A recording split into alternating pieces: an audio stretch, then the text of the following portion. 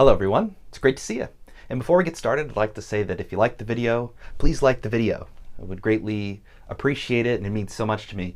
And subscribe. We'd love to have you in this little community. Join us, talk about games. And today, the game we're going to talk about is Fatal Frame 2, developed and published by Tecmo, and in the PAL release, published by Ubisoft, which is pretty interesting. Fatal Frame 2 is a game released in 2003. It is the second in the installment series for Fatal Frame and is a standalone story from the first title, which is nice because if you have been interested in playing a Fatal Frame game and you've asked yourself, okay, do I need to play the first one before I dive into the second? The answer is no. You can pick this one up, and this one is often acclaimed to be one of the best, and so we're going to litigate that today. We're going to talk a little bit about the game.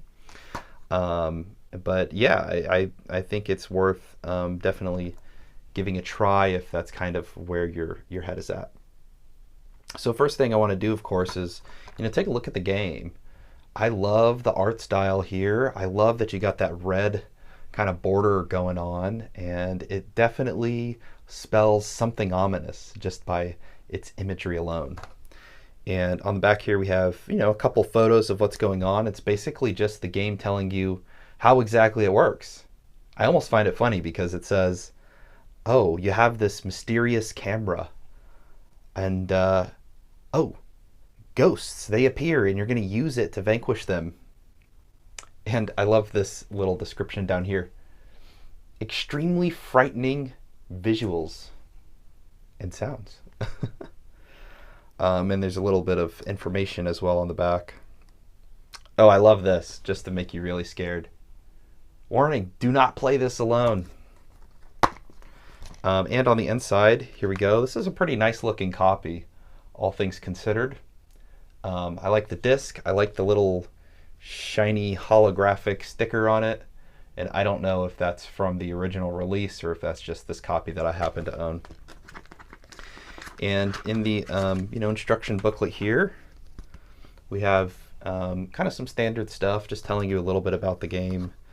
One thing I would like to do is kind of look at this prologue and game setting area where it tells you a little bit about what's going on in the world here. So Mio and Mayu, they're twin sisters, and they're visiting their childhood home.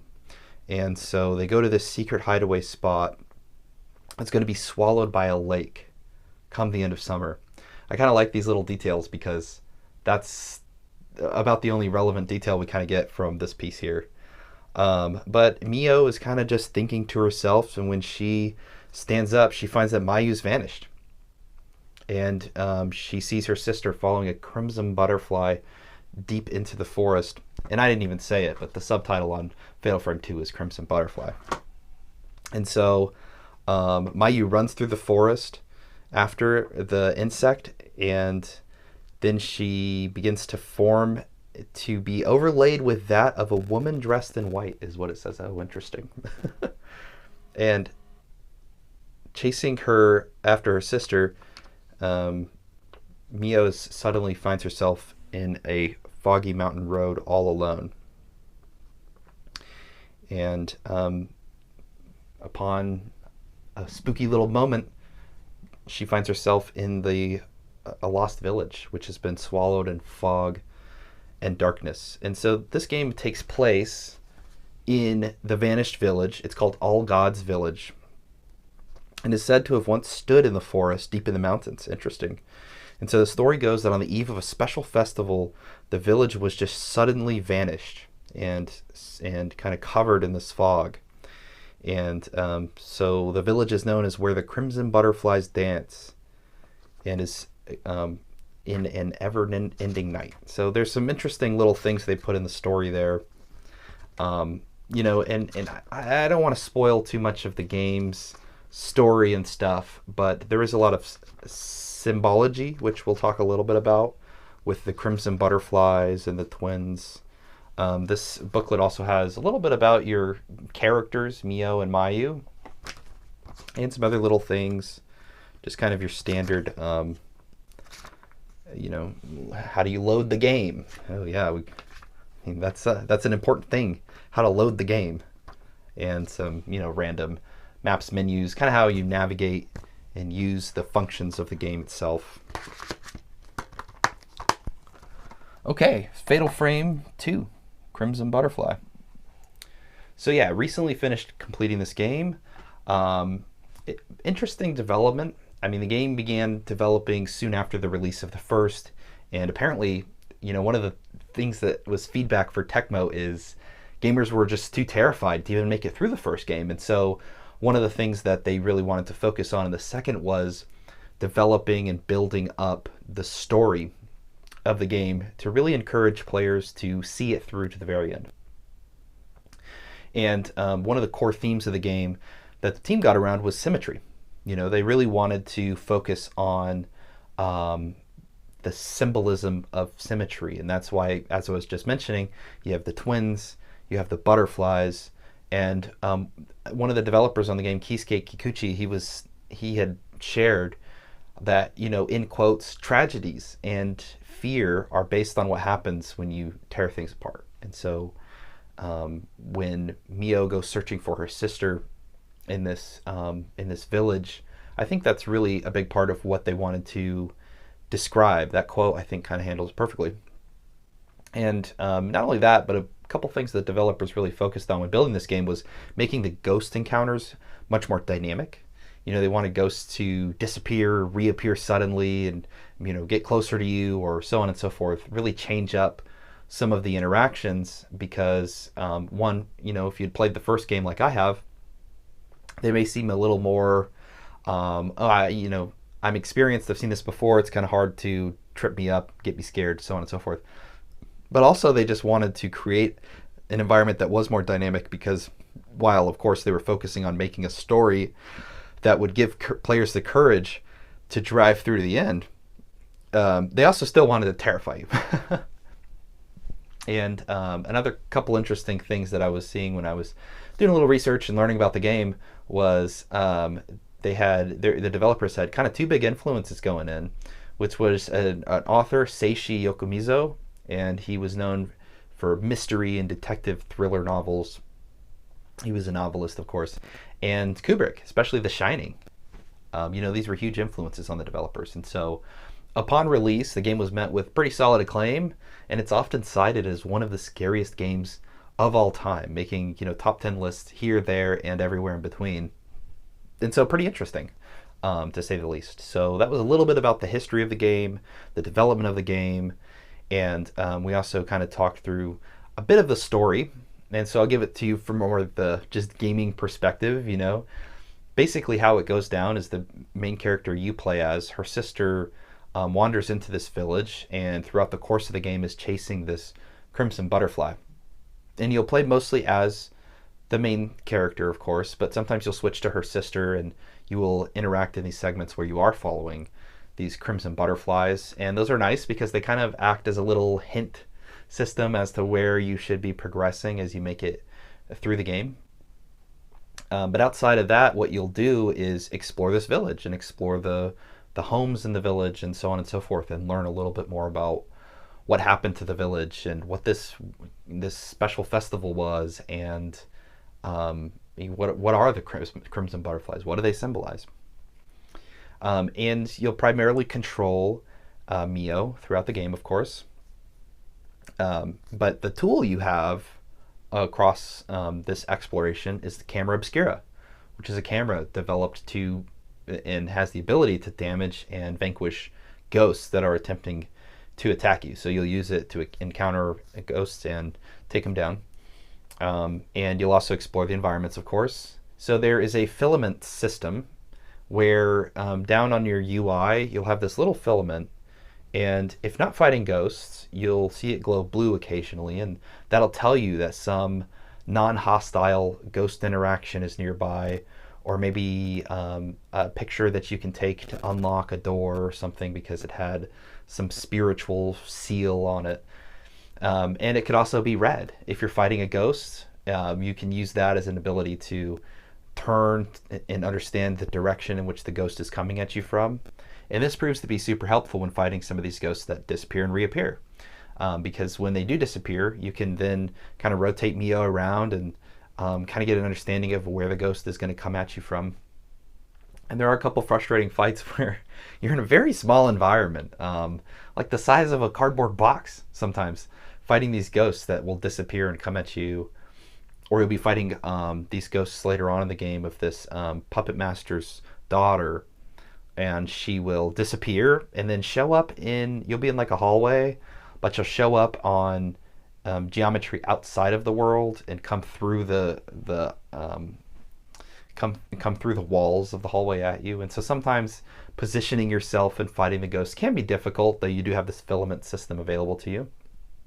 But whether you capture and vanquish ghosts, or you take pictures of ghosts that are non-hostile and roaming around the environment and such, you'll gain points. And with these points, you can use those alongside spirit orbs to provide camera upgrades, things from creating a larger range for you to capture ghosts in, or making your camera do more power. And exorcismal power is what they call it in the game. You do more damage. And there's also a lot of various pretty interesting skills as well that you can use for the camera, such as creating a critical hit system for each shot you take, or stunning a ghost or slowing them down. I didn't interact with these a whole lot. I was mostly focused on upgrading the basic skills of the camera throughout my playthrough. And so the one that I really took advantage of was the fatal frame, the critical shot, essentially. And you can achieve these by the timing at which you damage ghosts. So the closer the ghost is to you, the more damage you're going to impact upon them. And so whether they're disappearing, reappearing, coming straight at you, going to lunge at you into an attack, your goal, first and foremost, is to try to get them as close to you as you can, so you can snap a photo that does a huge amount of damage. And that's really important because this is a survival horror game. Your resources are going to be limited, and so you do want to take down ghosts with the least amount of film possible. And I really did enjoy this function of the game, in terms of there's really this pick or choose strategy when you're fighting the ghosts, and thinking about the resource management and thinking about trying to maximize the damage against the ghosts while also keeping yourself safe. Of course, you don't want to get hurt and end in a game over where you'll have to go back to the most recent save that you've made. And so I did really enjoy the dynamic of engaging with and fighting the ghosts. And so the combat is one piece of this, but the other half of the gameplay is, of course, navigating the world, exploring the environment, so on and so forth. And so as Mio, you'll do a lot of just walking around, exploring rooms. There will be items that kind of glow in the environment, and you can go towards them and pick them up. Sometimes ghosts will drop these, and you can get voice recordings or notes, things that kind of inform you a little bit about the world and the environment. I didn't engage with these a whole lot. In the first game, in my review, I mentioned engaging a lot with these audio diaries, but for me, in this time around, I didn't find them as particularly interesting, because usually they were a set of the ghost's memories, or however you want to call it, just going like, it's dark, it's cold here. And so it wasn't as informative as I think in Fatal Frame 1 they really made it. But I think the offset is this game has a lot more of a cohesive narrative in which it's trying to tell you a point A to B story about what's going on in the village, whereas in my perspective, Fatal Frame 1 didn't have that nearly as much. But yeah, you'll do a lot of that. And I will say that the couple things I wanted to add into the navigation and world design. Overall, the village is pretty small, but what will happen is you'll spend a lot of time, backtracking throughout the village.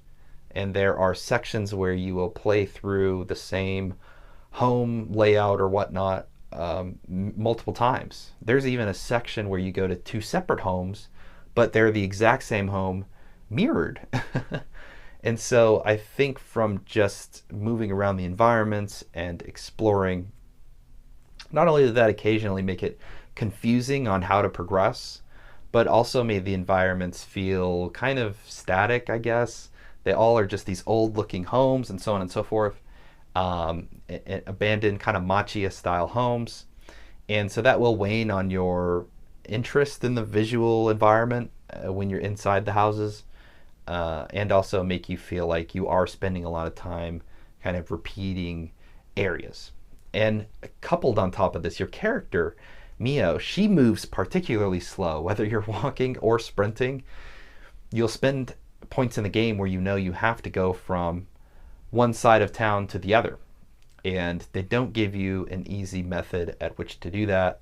And you'll spend a lot of time just in the darkness, just running. Just running. There's a lot less random ghosts in Fatal Frame 2 than in the first, and so I think that will kind of wane on the overall experience.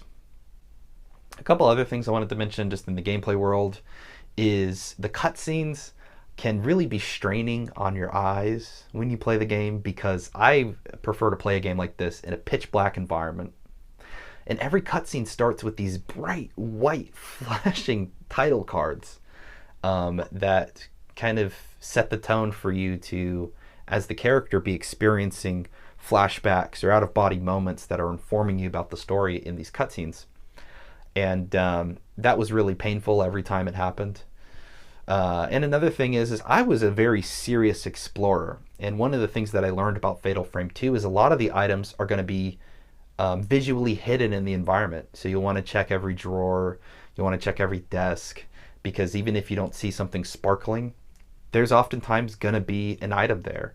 And so you'll spend a lot of time doing this, but also these items can change as you make certain progressive milestones throughout the story.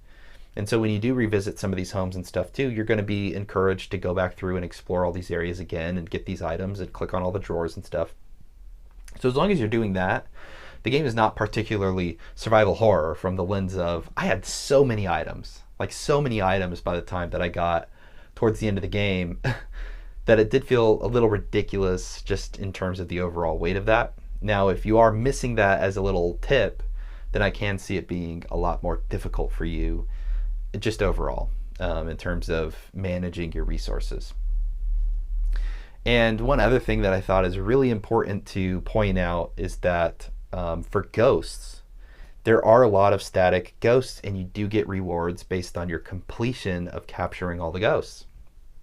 And later on, after you've completed the game, you'll unlock a new mode that has new endings and so on and so forth. So honestly, unless you're following a guide, many of the ghosts that are non-hostile are going to present themselves in situations where you open a door and then the ghost is like running or walking by, or maybe behind some lattice in a different room and so on. And these can be really tricky to get pictures of if you don't know in advance that as soon as you enter that room, you're going to have to take that picture. And so I did kind of find that difficult and disappointing, because I love when the games give you an opportunity to play through the whole thing without having to rely on some sort of resource to really get you through. Or maybe if there was a circumstance in which the game provided you a little more heads up context or something like that. You get the filament, of course, glowing blue, but in these circumstances, you might only have a few seconds sometimes to take these photos.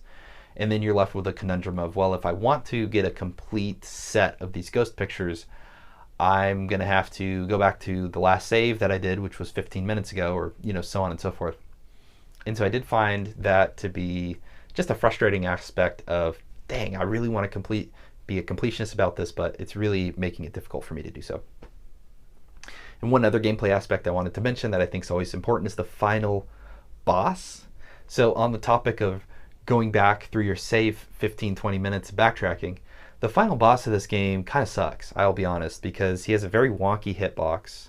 You can only hurt him under a very specific circumstance when he's attacking you, and if he does hit you, you die instantly and it's a game over. And so then you have to go back and you have to replay through about a 10-15 minute segment to get to him and try again. And so that did kind of wane on my enjoyment of the ending as I was approaching it, because I died a couple times at least, and I had to go back and do this section again and again, and the section is filled with ghosts. And so I did just want to call that out as part of the gameplay piece as well. So gameplay, I really enjoy the combat. I did really like the exploring. I did feel like some of it was a bit repetitive. I felt that the final boss was kind of And when it came to upgrading the camera obscura, I really only had the opportunity to engage with the basic upgrades and a very limited tract of the skills available to you. But I did enjoy kind of just the overall gaming experience of playing Fatal Frame 2. In the sound space, I had a couple of things I wanted to add on and just comment on. The sound design here is pretty interesting. The score is a lot of this like Japanese like chanting music, and it can be very loud. And I think throughout the course of the game, this music is kind of always there, always there. And there is no levity in terms of just silent moments, and just where you are just in this decrepit abandoned house and you just are standing there with your flashlight and it's totally silent. And I feel like that really adds to the atmosphere. I think having a little bit of silence adds to the fear that a person's going to feel as they are in such an environment.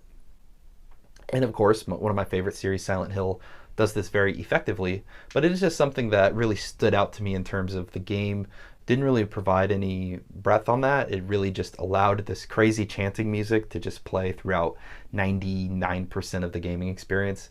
And while in Fatal Frame 1 I commented on really enjoying it, here I felt like it was a little overkill. I think this game is, handful of hours longer overall than Fatal Frame 1, and then by the end of that experience, I was really starting to feel the weight of that. Otherwise, the sound design is pretty good.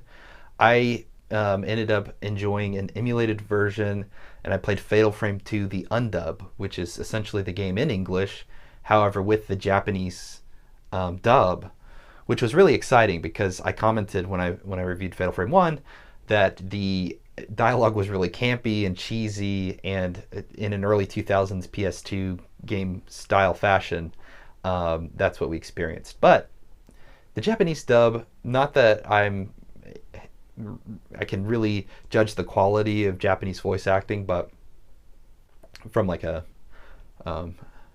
naturalist language view, whatever you want to call it, but I did find it to be really well done, well acted, and interesting. And I think that because the game really does lean on all these cultural pieces of Japan, from the architecture to the characters to the themes and the story it's wanting to tell, I really liked playing it in Japanese. And so if you are thinking of playing this game and you wanted to attempt to find a version like that, I would definitely look for Fatal Frame 2, the undubbed version, because I had a lot of fun with that, and I'm very appreciative of the folks that put that version together. And so thank you if you're out there. And I guess kind of one of the last things I haven't really commented on yet is the visual design. So Fatal Frame, I think, though it is a game from 2003, so it's 21 years old. Wow, that's crazy. The game, because it has these dark environments lit only by a flashlight,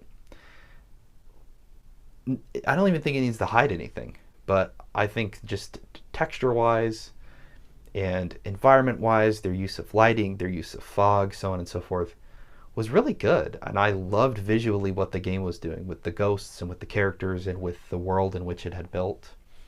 There are areas, especially when you are exploring the outskirts of town or up on this temple on a hill, where or crossing this long bridge to a home, that I felt really engaged visually with what was going on. And there's nothing that stood out to me where I went, oh my God, that's really out of character for the game or the developers to have put this in, whether it's textures or technical aspects of what they were trying to do with the lighting or so on. All this is to say that I think the game really holds up 20 years later. And that is such an exciting thing to be able to say, because not only is it a classic PlayStation 2 horror game at this point, but it is just a game that even to this day you can experience and will feel fresh and will feel scary and terrifying for a first comer. And so I do recommend that if graphics and saying, oh, old games, they have old graphics, is something that holds you back from trying these games out, well then you're seriously missing out if that's something that really grades on you or you put a high weight on. And so graphically, I thought the game looked great as well. And so, kind of running through all of that, Anything else I want to say, kind of comparing this to Fatal Frame 1? I think I've said it all. I think I've said it all. I liked the story. I thought that the story was interesting and had a satisfying ending, and there are multiple endings to the game if you kind of dig deeper. So I got the standard canon ending, and it really was satisfying, and throughout the story was well paced and engaging. The game was really fun to play. I haven't commented on this yet, but I've played so many horror games at this point. It wasn't particularly scary. Now, there were some ghosts that I loved what they did with them, and they really did make them feel more dynamic and interesting, as I commented on in the developer piece. Um, there's, for instance, a woman who crawls out of a box kind of early on in the game, and I just loved it. It looked like something straight out of The Ring and was extra terrifying. And I did very much love some of the things they did with the ghosts throughout the game. And it was weighted down by some repetition in navigating the world and some slow pacing navigating the world too, with some, I think, excessive sound choices, especially in the score, but still looks great to this day. And so overall, Fatal Frame 2 is a game, and not only just a game, it's a classic game. It's a game where if you haven't played horror games like this, you're going to be terrified. And you're going to have a lot of fun. And I think, though, I did have some commentary on things that I thought could have been done better or didn't really fit what I was hoping to get out of the experience, they don't hold it back. All the great things that are there continue to be great and continue to give me a lot of fun when I'm playing Fatal Frame 2. And so that's a lot of what I wanted to share. I want to know what you thought about Fatal Frame 2, and I guess the one other thing I want to comment on is how I feel about it compared to the first game. And I did really love Fatal Frame 2, but I am going to say that I think Fatal Frame 1 might be a more enjoyable experience just overall in the lens of, you know, I'm just reminiscing back because it's been a while since I've played the first one. But I just remember overall liking just the style a bit more, I guess. And I liked you're in this one huge estate and so on and so forth. But that's like to say if I thought Fatal Frame was like a 10 out of 10 game, which I don't use scoring systems here. If I was saying Fatal Frame 1 was a 10 out of 10 game, then Fatal Frame 2 would be like a 9.5 out of 10 game. So it's not really a huge change in my preferences. The games are both fantastic, so to speak. And I'm looking forward to playing Fatal Frame 3. And also, I have Mask of the Lunar Eclipse and Maiden of Blackwater right there. And I'm also looking forward to experiencing those games. So, all right, what did you think about the game? Again, if you liked the video, please like this video. I would love for you to do so and would love for you to subscribe and join the community here. Until next time, thank you so much for watching and take care. I hope you have a great rest of your day and your week. All right, bye guys.